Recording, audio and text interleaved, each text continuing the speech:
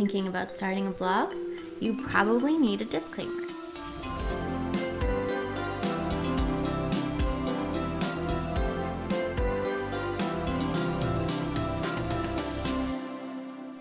Hey, I'm Amy Nestheim, lawyer for creative entrepreneurs and founder of Artful Contracts. By the end of this video, you'll finally get why you see disclaimers absolutely everywhere and know whether you need one to start your blog. As a lawyer on the internet, disclaimers are my best friend. I use them all the time in my content. There's even one in the description of this video. I could not do what I do without disclaimers, and neither should you.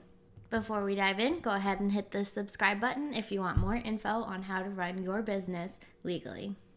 So, what's the point of a disclaimer, and do you need one for your blog?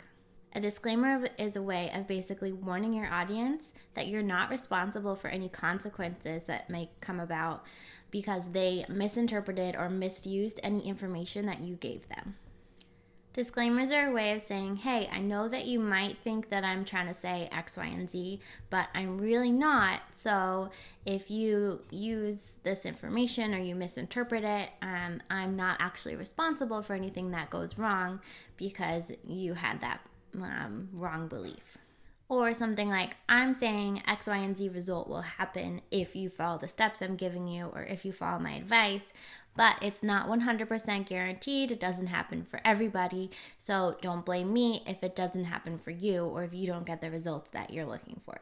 Basically, if you want your audience to take what you're saying with a grain of salt, use a disclaimer.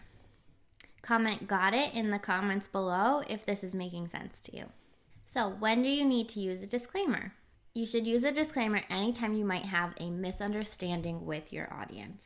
If you think your readers might rely on something that you're saying, but you don't want them to 100% take it as the only information that they should ever rely on, or as you saying that they should not go and seek some other professional advice, or that you are the ultimate authority on what you're trying to say. There are basically 3 situations in which disclaimers come up and are really useful. So those are: 1, you give advice that could be interpreted as professional advice coming from a licensed professional or someone who is usually paid to give that kind of advice. 2, you use testimonials or case studies, including information about your own results. Or 3, you use affiliate links or make commissions on your sales based on what you're saying. So let's break those 3 scenarios down so you can see if they apply to your situation and your blog. First, you give advice that could be taken as professional advice.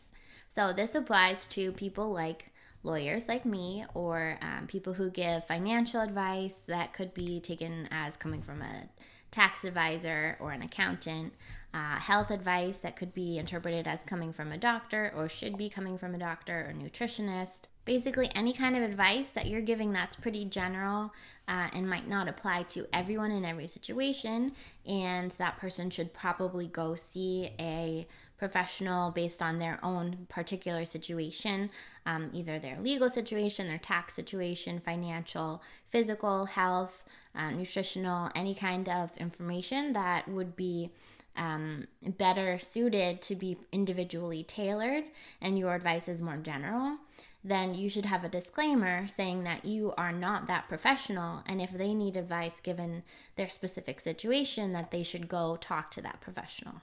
The second situation involves if you use testimonials in your marketing or case studies in your marketing. You need a disclaimer here to say basically that you're not guaranteeing the results that you might be advertising for every scenario. You don't want people thinking that if they apply whatever advice you're giving, or if they apply to your program, they use your coaching, they use your course, they're not necessarily going to guarantee, you're not guaranteeing that they're going to get the exact same results that you're showing with your testimonials or your case studies.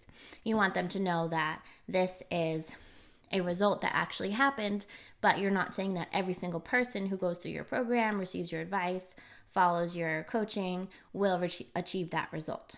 This also applies if you are giving out information on your own success. So if you're saying, I got this many clients based on using my own system, or my funnel converted at this rate, I made this much money in a month, anything like that, where you're saying use my system or follow my advice, follow my course. Because I achieved these results, it's the same type of thing. You want to make sure that the person listening or seeing your marketing materials knows that they aren't guaranteed to get that same result. Even though that's what you're trying to do and you're saying, look, this is possible, you want to make sure they know that it's not going to happen in every case. Finally, you need to use a disclaimer if you use affiliate links or earn a commission on any products or services that you're promoting on your blog. You have to do this, 1, because it is mandated by the Federal Trade Commission, and 2, because it's a good practice to gain trust with your readers. So this is mandatory for any products you're promoting or services where you're going to get a commission or a percentage of the profit, basically any kind of affiliate marketing, because it ensures fair business practices. And it's a consumer protection thing. So it makes sure that your readers know that you are being compensated for saying that a product is good or for promoting it in that way.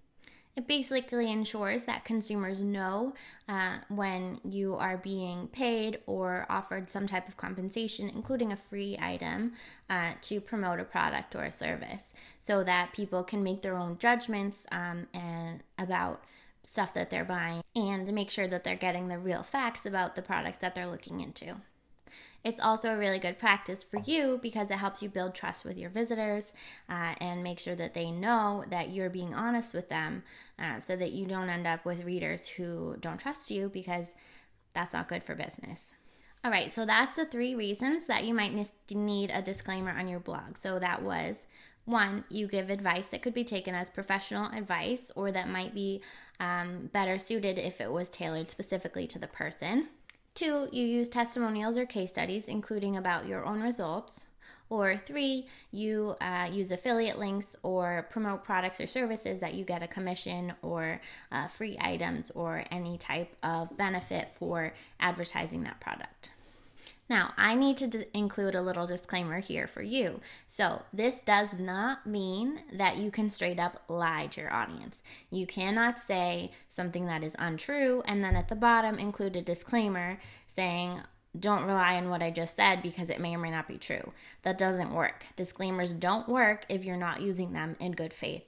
You will not be protected if you lie to your audience and then say, hey, I might have been lying. Doesn't work that way.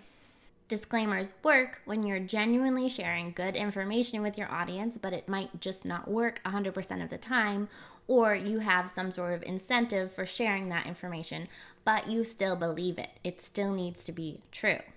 You're saying you shouldn't be responsible for like the small percentage of times where it doesn't work out or it's not the best fit for that person's situation, but it's still good information that they can rely on in a general sense.